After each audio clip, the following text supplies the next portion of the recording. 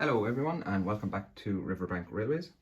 So this month the second phase of the static grass is complete and I'll show you that in a minute. Doesn't look like quite as much work because I did a lot of testing this month to try and perfect technique and colour and all that. And I'll take you through that. I also learned a lot along the way, tips and tricks, practical stuff that you don't get on the instructions, so I'll share them as well. So first of all, I started just putting down tufts because we don't cover the entire depot in grass. So just tufts of grass here and there, wherever you might expect them to appear, and then filled in with some static grass, as you can see there. But I found when I was trying to do the static grass, my technique, I practiced it a year ago, but I wasn't getting the results I wanted. It seemed like the grass just dumped out on the ground and didn't really stand up or anything like that. And I know that's a common complaint because I did a lot of research and watching videos and stuff.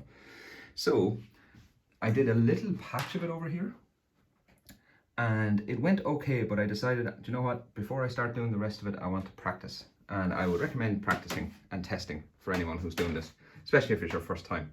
Take a piece of wood, start practicing with the glues and your technique. And then what I found was you develop the skills, you kind of find what works and what doesn't work for you in your layout. And then you have a lot more confidence going back. So you can see here, I kind of started off with, you know, should I dilute it? Should I cover the whole area? Should I just do patches? And then what kind of spray, how the spray adhesive works to add extra layers. And you can see some good results here. And then I went a bit further with different colors, as you can see over here. And then started adding in the bushes and the underbrush and all that. And this is the kind of look that I'm going for on the layout. So now I know exactly how to do it. And now I go back to the layout. So this is the first layer. So this is the base layer of static grass on top of the ground cover. And you can see there the lumps and bumps that were in the sculptor mold came out quite well because they kind of give rise to natural bumps in the ground.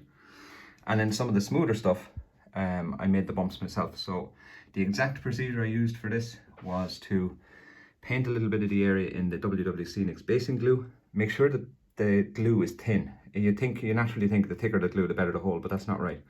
Make the glue as thin as possible and then it works better. So the first layer was 2mm light green, and then quickly after that 2mm medium green, and then do some spray adhesive on top and do 2mm winter, it's kind of browny color, and do that kind of in patches and stuff. And then after that what I did was spray again 4mm medium green and spray again 4mm winter, and then take the end of your paintbrush, and if you take the end of your paintbrush and just kind of poke it and make bumps and lumps and stuff in it so that it kind of, it'll reveal the underlying glue and everything, and it'll look crap at the start. But when you make those lumps and bumps and then flatten some of them down and make it look uneven, then spray it again 2mm medium green and spray again 2mm winter, and you get this kind of effect. And I'm quite happy with it. Now, a lot of this is going to be covered. We're going to put brush on it, we're going to put longer grass, we're going to put little bushes and underbrush and all that sort of thing. But as a base layer, this looks quite good, I think. And you can see some of the vertical kind of rock face, I suppose, or clear, or you know, hill face. And you can see it over there as well. Looks a bit crap at the moment, but again, I'll be gluing underbrush and bits of stuff to that as well. And you can see inside there. But that's the technique I used, and it came out well. One important thing, hoover or vacuum, if anyone's over the pond listening to this, in between each layer. So you put down your light green, give it a hoover, and don't worry about some of the grass coming back up because the grass that's left will be stuck better. Otherwise you're left with, you know, grass lying flat and everything as well. So hoover, then do the medium green, hoover again, then do the brown or the winter, hoover again, and then start making your bumps. And I don't hoover in really between the spray adhesive, just hoover when you're doing the basing glue steps. And then as a final step, hoover all around the area and everything so that there's no grass lying around.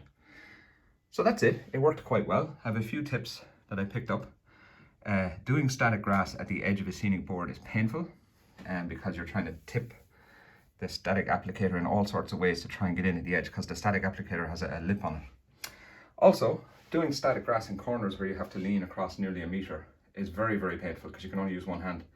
So you have to try and position the negative thing on top of the grass and then lean in and then do grass and then hold yourself up. So if you're planning if you've already got that step, you've got to that stage, there's nothing you can do. But if you're planning your layout, try and avoid that. Couple of other things, a couple of tips and tricks.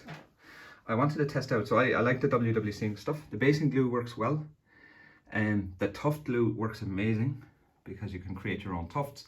And if you're looking to put like literally a few blades of grass in a siding or something, just put a little dot of tuft glue. I'm not sure if you can see it, but there. A few dots of tuft glue, and then you'll get single blades of grass sticking and standing up really well. So that works good. But I'm not a fan. It works okay, but I'm not a fan of this. This is the spray adhesive from WWC.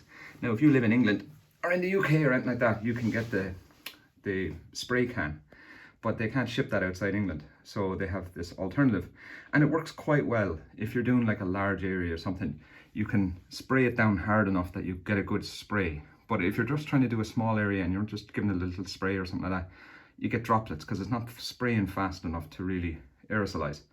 So I had seen some videos online, so that's what I was doing with some of this testing, was to test out Mod Podge. Will work well as a basing glue, especially like if you run out of your basing glue and then you don't want to wait 2 weeks or whatever to get it from England. You can use Mod Podge. This is matte, undiluted, and you just paint it down, same thing, and this gives this result here. And you can also, instead of the spray adhesive, you can get an aerosol can of like spray mount or any sort of spray glue or something like that, and that works really well as well. Again, this is all done with Mod Podge and the spray mount. This stuff is done with the WWC basing glue and spray adhesive, and they work roughly the same. So just, they're a cheap alternative and they're more widely available in craft shops if you run out. This is really good stuff. What I found really helpful with this spray was that you can get a small, tiny little area and just put the glue there. This was very difficult to do that. You'd have to use it over a large area. So, hope that helps someone. What else? Oh, when you're using the applicator works really well. You can hold the little thing down in the area, or you can just leave it lie flat in the glue. That works well as well.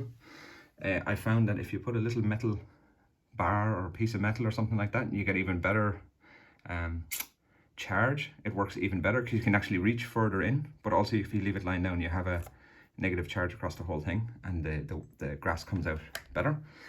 Different types of grass come out better than others, I found as well. The light green and the winter came out okay, but the medium green really, whatever the difference in material, I don't know what it was, but it really came out perfectly. And one huge tip was the applicator. If you've watched the video this long, you deserve to get a little tip.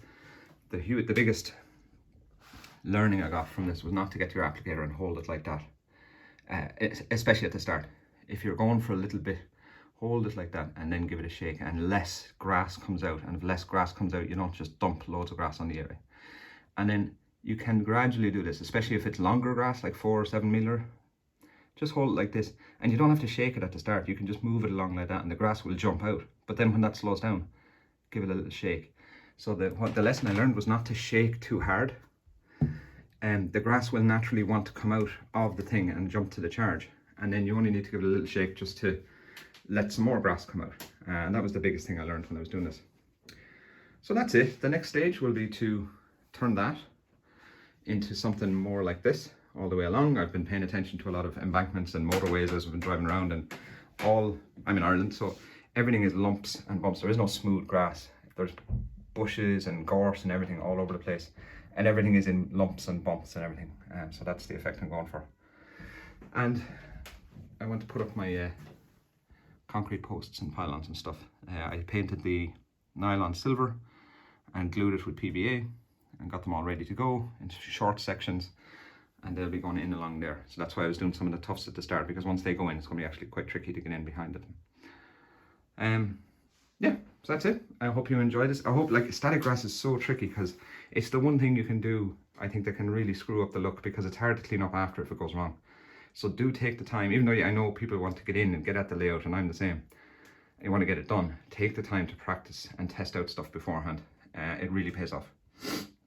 So I hope you picked up tips and tricks, and I'll see you in the next one. Thanks for watching.